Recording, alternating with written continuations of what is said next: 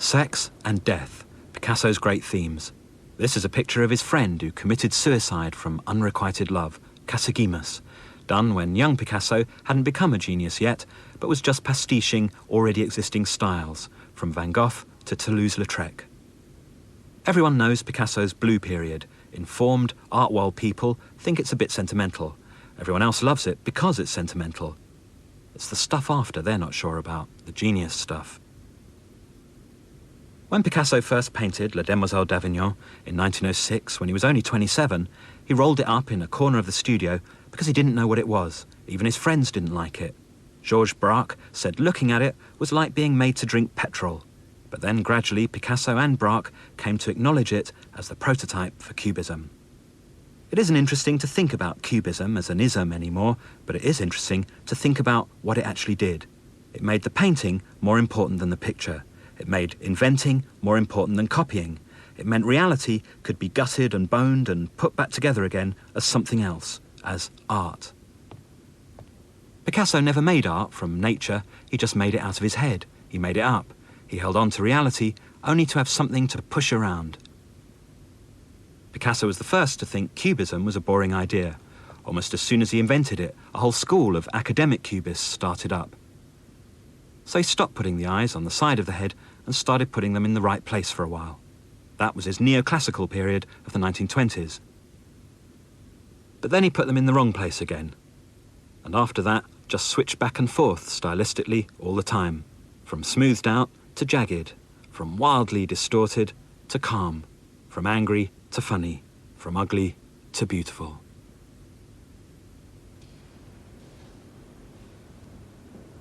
Picasso the genius, lover of many women, destroyer of them, stepper over of their distorted and cubified bodies.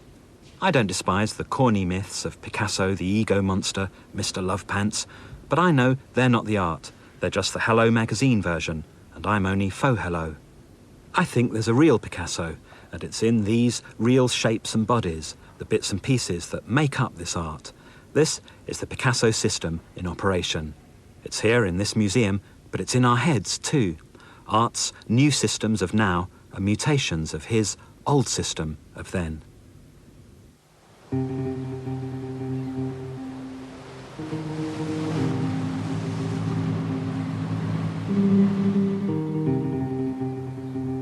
Here we are on the lovely Riviera, looking for the essential Picasso. Picasso was always changing. When he was in his 60s, the new model was Mediterranean Picasso. The Mediterranean is timeless, classical, ancient, all about sensuous, timeless pleasure. Only Picasso could mix all this up with aggressive modernity. After the war, he was given this museum of local culture in Antibes to use as a studio. Modern art was hated by fascists, so it must be good for peace, it was thought. Picasso became France's official expresser of the new post-war happiness. He roamed the building, taking down the old official art and replacing it with smiling triangles. His paintings here aren't particularly well known, but they're the sublime, playful side of Picasso.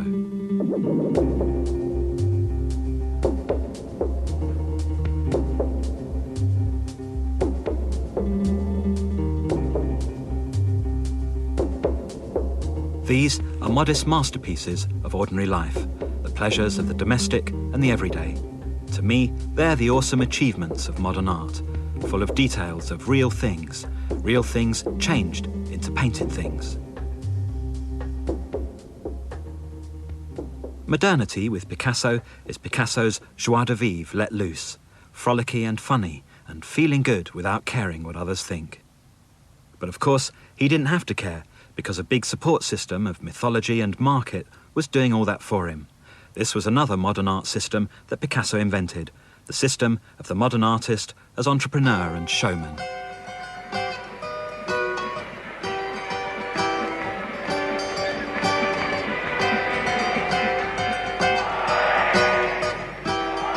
Mediterranean Picasso is Picasso number 2 in the various mythologies of Picasso, Picasso rich guy. In his old age, he lived a magnificent, rich, bohemian life in the south of France. moving from villa to villa, filling them up with new creations, watching wrestling on the TV, and having Gary Cooper round to visit, his favourite film star. He was thought to be the highest paid man alive. He called himself a communist, but Moscow called him a decadent. He didn't care, though. When he wasn't painting, he was out making sculptures that changed the language of sculpture forever. And ceramics that made him laugh. He was full of beans. He thought if he never stood still, he could live forever. That was what drove him. But that's one thing modern art can't do.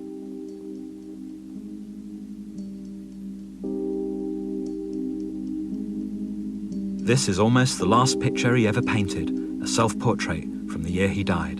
It was 1973, Picasso was 92. Modern art wasn't just Picasso anymore, it had been taken over by New York. What a picture. Picasso is always dead for us, it's part of his myth. He died, he stared death in the face before he went. He was trepidatious, guilty about all the lives he'd stepped on and destroyed on his path to genius.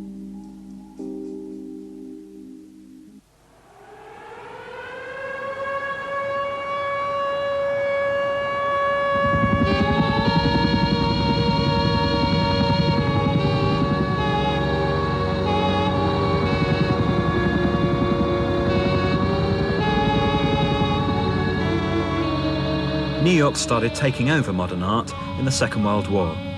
By the 1950s, the job was complete. Picasso was still producing, but not progressing, it was thought in New York.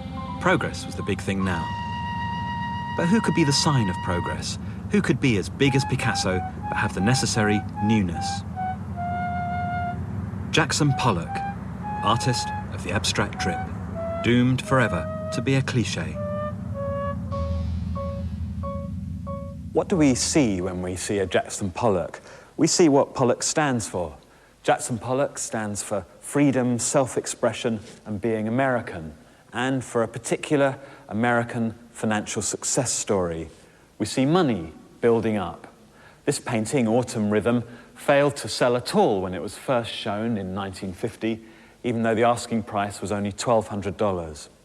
After Pollock died, it was offered by a dealer to the Museum of Modern Art for $8,000, and they were appalled at the price. Then it was offered again for $30,000, and they didn't even reply to the letter.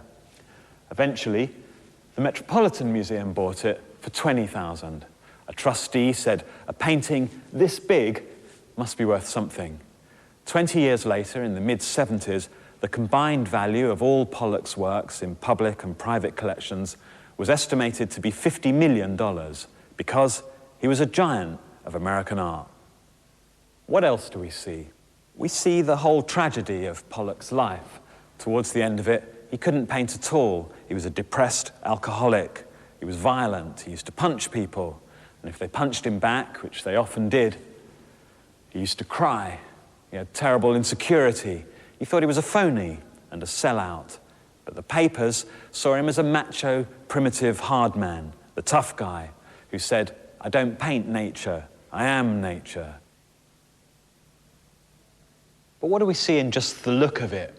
The sheer feminine beauty of whatever it is, the image or the rhythm, its containment across all those yards, the energy and facility and delicacy of the paint, the way it sits on the surface of the canvas but sinks in at the same time, the way it's flat and spatial at the same time.